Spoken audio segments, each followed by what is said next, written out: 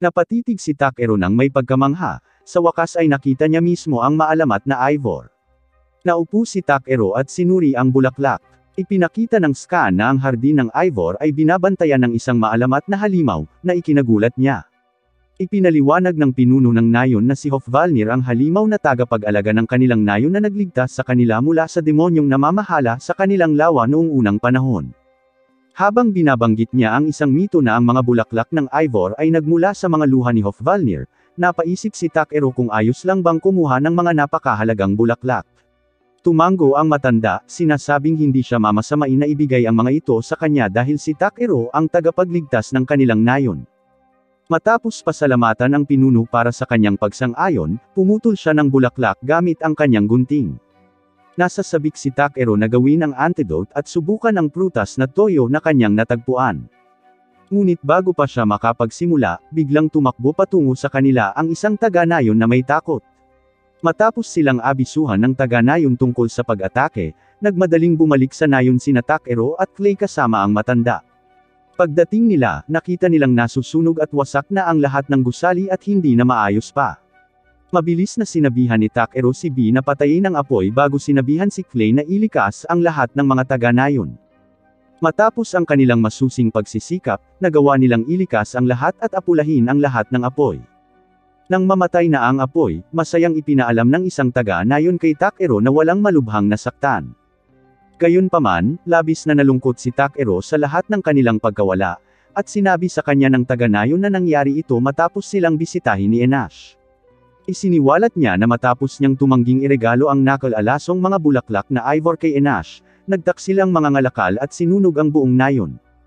Nang marinig ito, naikuyong ni Takero ang kanyang kamao sa galit. Habang nalaman ng matanda na nawawala si Gonza, naalala ang batang nagpakita sa kanya ng kanyang lihim na taguan, nagulat si Takero na nawala siya ng ganito. Habang pinag-uusapan ng iba kung ano ang gagawin, sinabi ng isang matandang babae kay Takero na dinukot ng mga tauhan ni Enash si Gonza. Itinuro niya ang lawa kung saan tumakas ang mga kidnapper, at ginamit ni Takero ang kanyang pinahusay na kasanayan sa paghahanap upang mabilis na mahanap ang lahat ng mga kontrabida. Matapos niyang mahanap ang lahat ng mga kidnapper sa loob ng isang inabandunang kuta, naghanda sina Clay at Takero para umalis. Bigla, pinigilan sila ng pinuno, na nagbabala na masyadong mapanganib. Tiniyak sa kanya ni Takero na si Clay ay isang makapangyarihang adventurer na may rango na A, kaya tiyak na ibabalik nila si Gonza.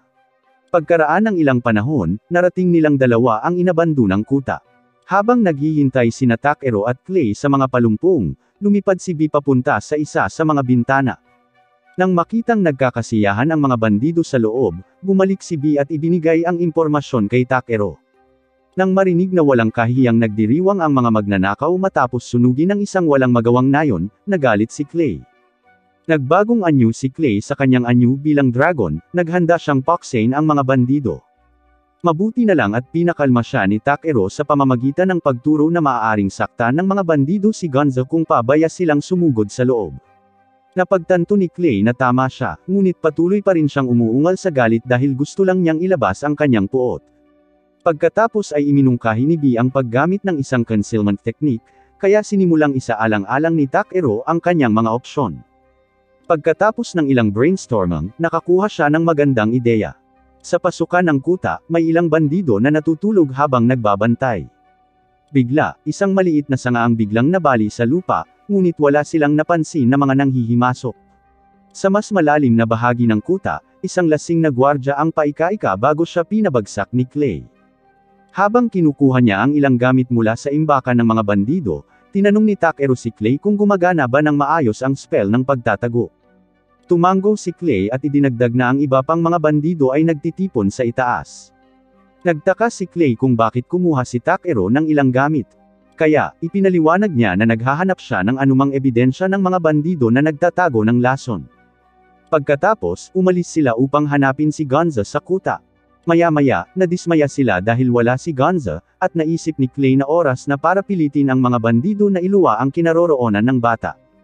Habang papunta sila sa lugar ng mga salo-salo, tumawa ang mga bandido at kinutya ang nayon dahil sa pagtanggi sa kanilang Panginoon. Sinabi ng isa sa kanila na kalaunan ay makukuha nila ang mga bulaklak ng Ivor sa pamamagitan ng paggamit kay Gonzo bilang isang bihag at ang iba ay tumawa sa tuwa. Samantala, nanatiling tahimik si Enash na may seryosong ekspresyon habang iniisip ng kanyang mga nasasakupan na oras na para itaas nila ang presyo ng lason ng Ivor. Tinanong ng isang bandido ang kanyang kasama kung paano niya itataas ang presyo. Kaya, binanggit ng lalaki ang kwento ni Lord Belmont. Itinuro ng bandido na kahit ang makapangyarihang Maharlika ay hindi kayang gamutin ang pagkalaso ng kanyang asawa sa Ivor, kaya ipapalaganap nila ang balitang ito sa buong mundo. Dahil ang Ivor ay isang bihirang material, maibibenta nila ito ng malaki sa sinumang interesadong mamamatay tao. Habang ang ibang mga bandido ay namangha sa kanyang hindi kapani-paniwalang ideya, si Enash ay humampas ng isang bote. Ipinaalala niya sa kanyang nasasakupan na ang plano ay dapat manatiling lihim, at sa wakas ay naunawaan ni Takeru kung bakit ganoon na lamang ang interes ng mga ngalakal sa Ivor. Nagsimulang hindi mapakali si Clay matapos marinig ang masasamang plano ng mga bandido. Kaya, sinabihan siya ni Takeru na pumasok sa loob at lipulin sila ng hindi pinapatay. Tumango si Clay at pumasok sa pangunahing pinto. Habang nakatitig sa takot ang mga bandido, pumasok si Clay at binalaan silang maghanda. Nang makitang inatake ng dragon ang kanyang mga nasasakupan, mabilis na nagpasya si Enash na tumakas dala ang kanyang kaawa-awang buhay. Inutusan niya ang isa sa kanyang mga goons na magdala sa kanya ng isang lihim na sandata, ngunit nag-atubili siya dahil hindi pa handa ang sandata. Gayunpaman, sinabi sa kanya ni Enash na wala na silang ibang pagpipilian. Kaya, nagmadali ang bandido na kunin ito. Bigla, nagkunwari ang dinakikitang si Takeru na isang bandido at tinanong si Ing-Ash kung dapat ba nilang ilipat ang kanilang bihag. Sinabi sa kanya ni Enash na hindi na kailangan dahil ligtas si Gonzo sa isang panlabas na gusali. Ngunit nang lumingon siya, walang nakatayo roon. Sa labas ng kuta, iniisip ni Takeru kung mahahanap niya ang panlabas na imbakan na tinutukoy ni Enash. Di nagtagal, nakakita siya ng isang silid na binabantayan ng isang gwardya, at sinabi ni B kay Takeru na siya ang bahala dito. Habang nagrereklamo ang gwardya tungkol sa hindi pagsali sa party, ginulat siya ni B ng isang headbutt sa tiyan. Matapos makalusot ang kawawang gwardya sa isang pader na ladrilyo, tinanong ni Takeru si B kung nasaktan siya. Sinabi ni B sa kanya na maayos naman siya, kaya nag-focus si Takeru sa gusali ng imbakan. Habang tinatawag niya si Gonzo, sumagot ang bata mula sa loob ng isang nakakandadong silid. Gamaan ang loob nang makitang maayos na siya, sinira ni Takeru ang kandado sa pamamagitan ng pagpapatigas ng kanyang kamay. Nang bumukas ang pinto, nagsimulang umiyak si Gonzo sa ginhawa at tumakbo sa mga bisig ni Takeru. Matapos kakalmayan ang bata, dinala siya ni Takeru sa labas kung saan ang iba pang mga bandido ay nagpapanik na tumakas mula sa isang halimaw. Nang makita niya ang mga galamay ng halimaw, tinanong ni Takeru ang isang bandido kung anong nilalang ang nasa loob, at sinabi ng lalaki sa kanya na ito ang demonyong nasa lawa. Inisip ni Takeru na sapat ang lakas ni Clay para hawakan ang demonyo, ngunit maaari siyang malagay sa kawalan sa pagharap sa isang hindi kilalang kalaban. Habang iniisip niya ang pagtulong kay Clay, tinanong niya si Gonzo kung maaari siyang magtago sa isang lugar. Gayunpaman, napagtanto ni Takeru na ang bata ay hindi nasa kondisyon para mag-isa. Kaya, sinabihan niya itong kumapit ng mahigpit. Nang kumalma na si Gonzo, tumakbo si Takeru papasok sa kuta. Doon niya natagpuan si Clay na nakikipaglaban sa nilalang. Nang mawala ang usok, napagtanto ni Takeru na ang demonyo ay isang higanteng sea anemone. Sinuri niya ito upang suriin ang mga istatistika nito at natuklasan na isa lamang itong demonyong B-rank na ipinatawag ni Enash. Malapit, nagmakaawa si Enash kay Takeru na iligtas ang kanyang buhay, ngunit ipinaalala niya rito na ang buong gulo ay kanyang sariling kasalanan. Gayunpaman, nang sumugod ang demonyo gamit ang isang galamay, pinrotektahan niya si Enash bago pa siya nito lamunin. Matapos mapatalsik ng galamay ang matabang mga ngalakal, nagmadaling tumulong si Takeru kay Clay. Pinuri siya ni Clay sa pagliligtas kay Gonzo at ipinaliwanag na ang mga galamay ng demonyo ay patuloy na tumutugon ng walang katapusan. Upang maiwasan itong muling mabuo, pinalamig ni Takeru ang buong katawan ng demonyo gamit ang isang ice breath skill. Inakala ni Clay na natalo na ang halimaw, ngunit sinabihan siya ni Takeru na patayin ito bago pa ito makawala sa yelo. Sinabihan siya ni Takeru na puntiryahin ang utak ng halimaw sa pagitan ng dalawang pulang mata nito, kaya hindi nag-aksaya ng oras si Clay at tinamaan ang mahinang bahagi gamit ang isang malakas na suntok. Gayunpaman, lalo lamang itong nagpagalit sa demonyo at nagpakawala ito ng isang hukbo ng mga galamay upang salakayin si Takeru. Dahil sa pag-atake, natambush siya palabas ng kuta kasama si Gonza, ngunit halos hindi naabutan ni Takeru ang bata. Inihagis niya ang bata at nahulog sa nakal-alasong lawa sa ibaba. Habang lumulubog siya sa lason, naisip ni Takeru kung mamamatay ba siya matapos magkaroon ng napakaraming overpowered na kakayahan. Habang nalulunod siya, napagtanto niya na ang kanyang katawan ay kusang gumalaw para lamang iligtas ang buhay ng ibang tao. Habang pinapanood ang God Terror na lumulubog sa lason, napansin ng isang misteryosong batang lalaki kung gaano siya kawalang pag-iimbot. Habang naniniwala siyang binabago ng kabaitan ni Takeru ang mundo para sa ikabubuti, pakiramdam din niya ay napakaraming kakaibang abnormalidad dito. Upang matulungan si Takeru na labanan ang mga problemang ito, nagpa siya ang lalaki na tulungan siyang mabuhay. Samantala, nalulungkot si Takeru na mamamatay siya nang hindi nakakain ng lahat ng masasarap na pagkain sa mundo. Bigla, nakarinig siya ng boses ng isang babae mula sa kawalan, ngunit patuloy niya itong binabaliwala habang ikinalulungkot ang sarili niyang kapalaran. Sinabi sa kanya ng babae na nakabawi na ang kanyang kapangyarihan, ngunit patuloy pa rin siyang hindi pinapansin ni Takeru. Sa wakas, nadismaya siya at hinila siya palabas ng tubig. Kaya, sa wakas ay napansin ni Takeru ang lumilipad na kabayo na nakahawak sa kanya. Nagtaka siya kung sino ito. Kaya, ipinakilala niya ang kanyang sarili bilang si Hofvalnir. Bago pa siya makapagtanong, ipinakita niya kay Takeru ang lawa na naging purong asul. Nagtaka siya kung paano nagbago ng husto ang lawa, at sinabi sa kanya ni Hofvalnir na nilinis niya ang kanyang lawa. Ipinaliwanag niya na noong unang panahon, isa sa mga mahiwagang elemento sa ecosystem ng mga lawa ang nawala ng balanse, na siyang nagpahina sa kanya. Upang protektahan ang kanyang lawa, nilikha niya ang Ivor, na may kapangyarihang sumipsip ng lason ng mga lawa.